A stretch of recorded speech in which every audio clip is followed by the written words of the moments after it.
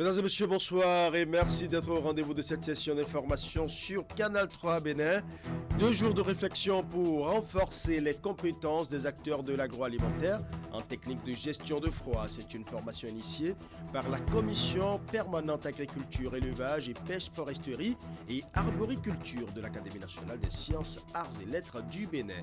Les détails de cette formation organisée à Grand Popo dans un instant. À quelques jours de la rentrée des classes, les meilleurs élèves de l'année scolaire écoulée continuent de bénéficier de cadeaux.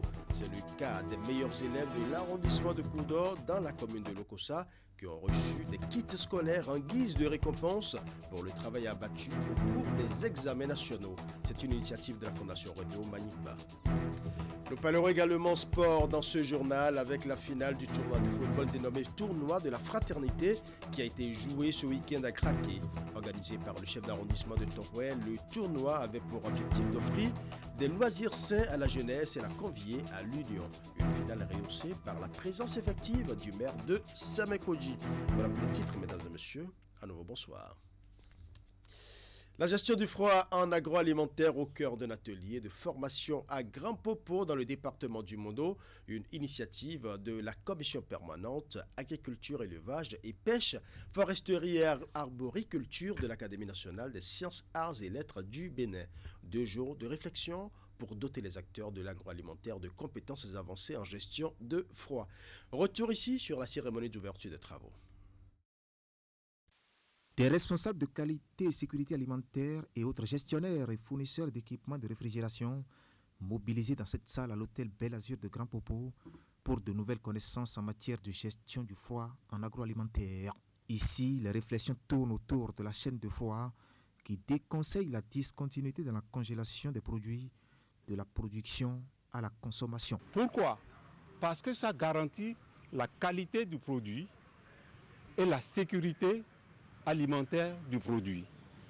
Autrement, c'est parce que lorsque vous coupez le foie et que vous reprenez après, eh bien vous avez ce problème que cela génère des micro-organismes, des bactéries qui sont néfastes à votre santé. Et pour la sécurité alimentaire et le bien-être des populations, la Commission permanente agriculture, élevage et pêche, foresterie et arboriculture de l'Académie nationale des sciences, arts et lettres du Bénin apporte la contribution de la science. Un atelier de formation animé par des universitaires venus de divers horizons pour ce sujet. Lorsqu'on tue un animal, la décomposition commence immédiatement. Au bout d'1 heure, la viande est impropre à la consommation. Ça pose à minima des problèmes gastriques qui n'en a jamais eu, c'est parce que la viande n'a pas été réfrigérée tout de suite. Ce froid permet d'endiguer le développement des enzymes, des bactéries qui causent la décomposition. On n'a pas besoin de congeler tous les produits agroalimentaires.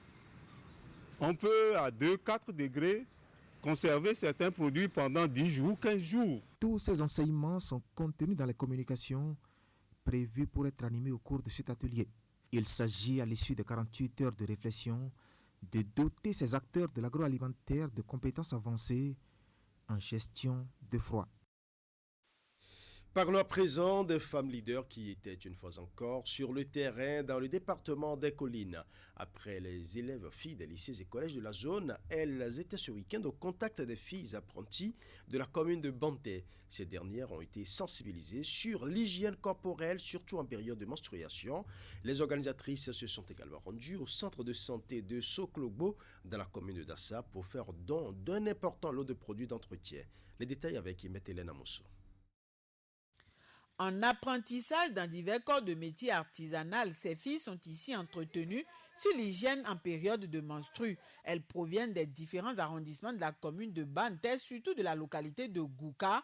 La séance de sensibilisation est initiée par le groupe des femmes leaders. L'hygiène menstruelle, parce que c'est ça la femme. Donc nous avons choisi cette activité pour accompagner nos jeunes sœurs pour l'entretien de leur corps quand elles sont en période. C'est une activité très capitale et il le faut surtout pour nos jeunes filles en milieu rural. Ponctué de démonstrations de port, puis de distribution de couches hygiéniques, ainsi que de questions-réponses, les échanges pour les bénéficiaires ont été édifiants. Et donc nous sommes venus parler de la propreté la femme, de la jeune fille que vous êtes dans vos ateliers. On doit se laver. Première chose, avoir les règles, c'est quelque chose de normal chez la femme. Naturel. Comment vous mettez les serviettes hygiéniques, ce qu'on appelle les couches là? Comment nous allons faire pour que la femme, même si elle est en couche, comme on le dit là ces règles là, qu'elle soit une bonne femme, qu'elle n'ait pas d'odeur. Ce rendez-vous, pour bon nombre d'entre elles, était tant attendu. Les divers sujets abordés leur ont permis d'en savoir plus sur les comportements à adopter en vue d'avoir une bonne hygiène corporelle en tant que fille et surtout en période de menstrues. Avant, moi, je ne sais pas comment faire pour placer les couches, mais aujourd'hui, moi, appris, je suis très contente. Elles nous ont donné beaucoup de conseils aussi concernant lorsque couche là est déjà remplie. Comment tu peux t'arranger, comment tu peux changer. De Gouka à Banté, les organisatrices ont pris la direction du centre de santé de Sokolobo dans la commune de Dassazoumé pour la propreté des lieux, mais aussi pour faciliter la tâche aux agents nettoyeurs de l'unité de soins. Le groupe de femmes a fait don d'un important lot de produits auquel a été ajouté un stock de moustiquaires imprégnés. Cela participe donc à la promotion de la santé féminine, la santé des femmes. Donc vraiment c'est une joie qui m'anime. Je remercie donc l'organisation des femmes qui a initié donc ce don. Notre credo, c'est d'appuyer les femmes à travers l'amélioration des conditions de travail. Donc aujourd'hui nous sommes à Sokolobo et nous avons offert du matériel d'entretien, du javel, du savon, etc. Le petit matériel de toutes les façons qui peut vraiment servir à mettre de la propriété et de l'hygiène. Toutes de la même formation politique mais de diverses catégories socio-professionnelles, le groupe est né de l'ambition de ses membres d'apporter un plus au processus de développement de la nation. Ces femmes leaders entendent bien multiplier les actions pour un plus grand impact de leur intervention sur le terrain. À quelques jours de la rentrée des classes, les meilleurs élèves de l'année scolaire écoulée continuent de bénéficier de cadeaux. C'est le cas des meilleurs élèves de l'arrondissement de Koudo dans la commune de Lokossa qui ont reçu des kits scolaires en guise de récompense pour le travail abattu au cours des examens nationaux. C'est une initiative de la Fondation Rodéo Manickba dont l'objectif est de promouvoir l'excellence dans cet arrondissement. Voici le compte rendu de la cérémonie. Des kits scolaires aux élèves de l'arrondissement de Koudo qui ont fait parler leur génie à l'issue des derniers examens nationaux. Un cadeau d'un mécène bien connu ici, la Fondation Rodéo Manickba, qui entend soutenir l'État central dans ses efforts au profit du système éducatif. Il est important donc d'accompagner les actions du gouvernement de son Excellence Patrice Talon, qui fait beaucoup dans le secteur de l'éducation aujourd'hui. Il faut donc soutenir ces efforts. Et c'est ce que nous faisons ce matin. Et c'est ce que la Fondation Rodéo Manickba fait ce matin pour quand même soutenir l'État central avec donc le don de ces fournitures à vous, lauréats du CEP et du BPC 2024. Le geste est fait aussi pour soulager les parents en leur réduisant la saignée financière à l'orée de cette nouvelle année académique. Et pour l'occasion, près de 1000 kits scolaires ont été distribués à ceux qui ont été brillants au CEP et au BEPC dans leur session de juin 2024. Des kits scolaires constitués de cahiers, de stylos et de bien d'autres intrants. Que Dieu lui accorde la santé et les moyens afin que cette initiative se pérennise. Nous lui promettons d'en faire bon usage avec de très bons résultats à la fin de l'année. Le seul moyen que vous avez, vous bénéficiaires, pour remercier la Fondation Rodéo Manickba, c'est de continuer à travailler, à mouiller le maillot et à ne jamais baisser les bras. Parce qu'en le faisant, il sera non seulement content, mais il sera rassuré de ce que la relève est donc engagée. Et vous pouvez valablement demain représenter l'arrondissement, la commune, le Bénin, et nous pouvons compter donc sur vous. À la quête de fierté pour l'arrondissement de Koudo, la Fondation Rodéo Manickba concentre ses efforts depuis des années dans la promotion de l'excellence à travers la remise de kits aux élèves et l'organisation régulière des cours de renforcement dans toute la commune de Lokossa. Des actes à renforcer cette année avec le don de mobilier aux établissements scolaires de la localité. Koudo est l'un des arrondissements de Lokossa, chef-lieu du département du Mono. Première session au titre de l'année 2024 du cadre de concertation entre l'Association nationale des communes du Bénin et les associations régionales des départementales de communes. Les assises se sont déroulées à Boïcon. Était en débat l'épineuse question du report de crédit reproché aux communes. Les échanges vont conduire à l'élaboration d'une feuille de route pouvant aider l'ANCB dans la conduite d'un plaidoyer, mais aussi à définir des stratégies et mécanismes pouvant permettre aux communes de consommer au maximum les crédits qui leur sont alloués aussi bien par l'État que par les partenaires techniques et financiers. Imet Elena Mousso pour les détails. Creuset d'échange entre l'Association nationale des communes du Bénin et les associations régionales et départementales, le cadre tient ici sa première session au titre de l'année. La rencontre fait suite aux dernières assises de la commission thématique économie et finances locales de la Fertière des communes du Bénin, tenues les 18 et 19 juillet dernier. Au menu des débats, la question de report de crédit reproché aux communes. Il est reproché aux communes de se plaindre de l'insuffisance de ressources, mais les constats actuels font apparaître un retard criard dans la consommation des crédits. À l'occasion de la session de la commission économie et finances locales, les acteurs ont partagé des informations qui font état de reports allant de 500 millions à plus de 2 milliards selon les communes à la fin décembre 2023. La question cruciale du report de crédit appelle à la réflexion tous les acteurs, car tout le monde est concerné. C'est une question qui appelle à une large réflexion, mais une réflexion sans complaisance. Si la différence quelque part, il faudrait avoir le courage de le dire. Vous savez, ce que nous vivons au niveau des communes mérite qu'on s'y attarde. Le rendez-vous est donc le cadre choisi pour, entre autres, partager avec les participants les informations chiffrées collectées auprès des acteurs communaux, faire une comparaison avec celles recueillies par les associations régionales et départementales, puis se répartir les rôles pour l'élaboration d'une feuille de route en vue du déploiement d'une stratégie de plaidoyer. Au terme, il s'agit de trouver ensemble les mécanismes pouvant permettre aux communes de consommer au maximum les crédits alloués tant par l'État que les partenaires techniques et financiers. Notre souhait au niveau de l'UGP, c'est qu'effectivement l'ANCB, qui se trouve être la fêtière des communes au niveau national, puisse effectivement mûrir encore les réflexions autour de cette question qui est devenue récurrente, de cette préoccupation, j'allais dire, qui est devenue nationale, afin qu'enfin on puisse trouver un certain nombre de solutions qui puissent nous permettre de sortir ou bien de trouver une issue à la question qui se pose aujourd'hui par rapport au crédit, dont les montants,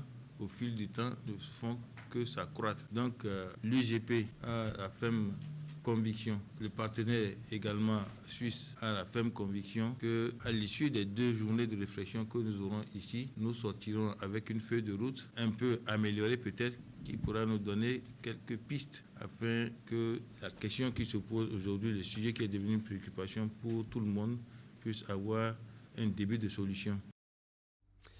Ouvrons la page sport de ce journal. Dans le cadre des éliminatoires de la Coupe d'Afrique des Nations Maroc 2025, les Guépards du Bénin enregistrent une défaite pour leur entrée en lice face aux Super Eagles du Nigeria. C'était samedi dernier au stade Godswill Akpabio de Uyo au Nigeria.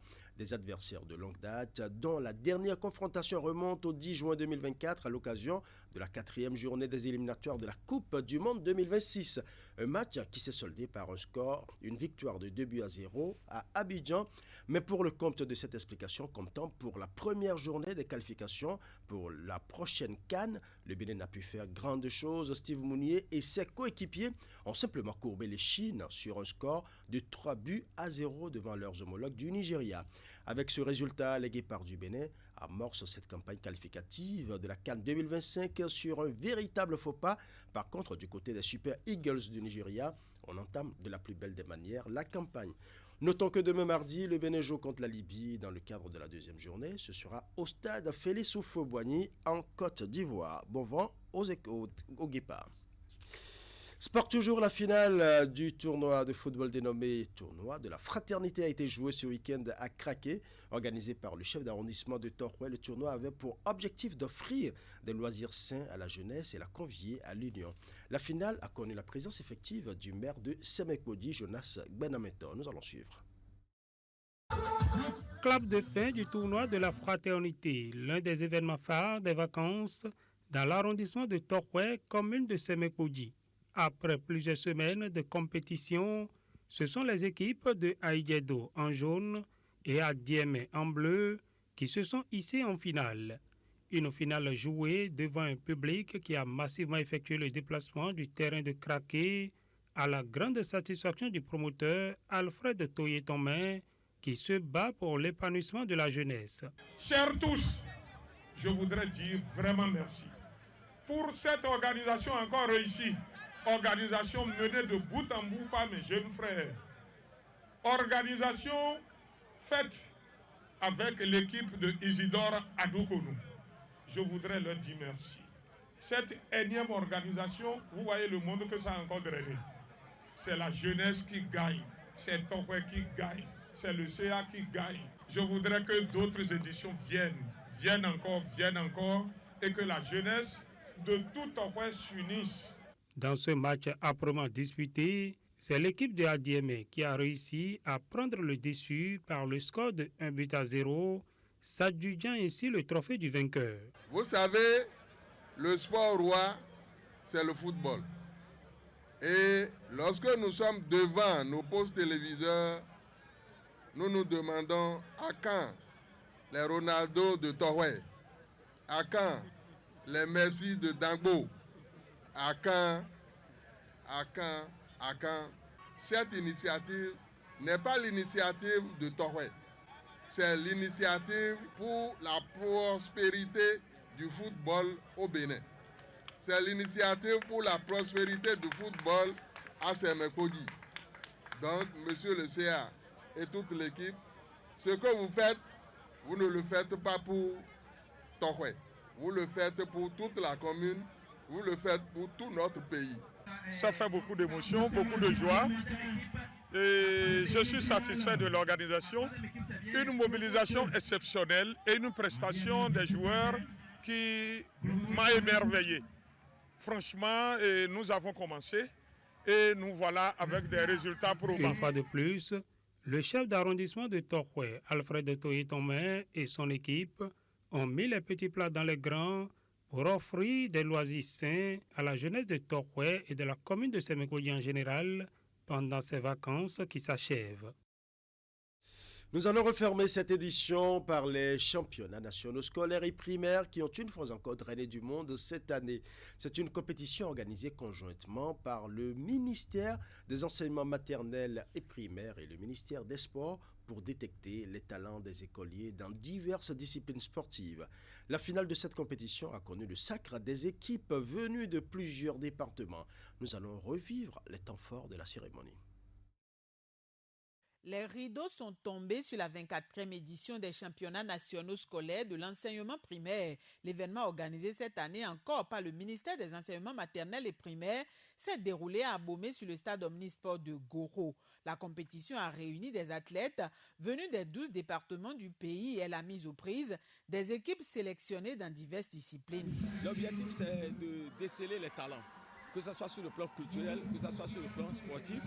Et nous, on donne la main au secondaire, qui à son tour aussi va donner la main au supérieur, avec l'espoir que d'ici à là, nous aurons aussi de grands talents dans notre pays, que ce soit sur le plan culturel, que ce soit sur le plan sportif. Vous avez vécu les moments forts avec nous.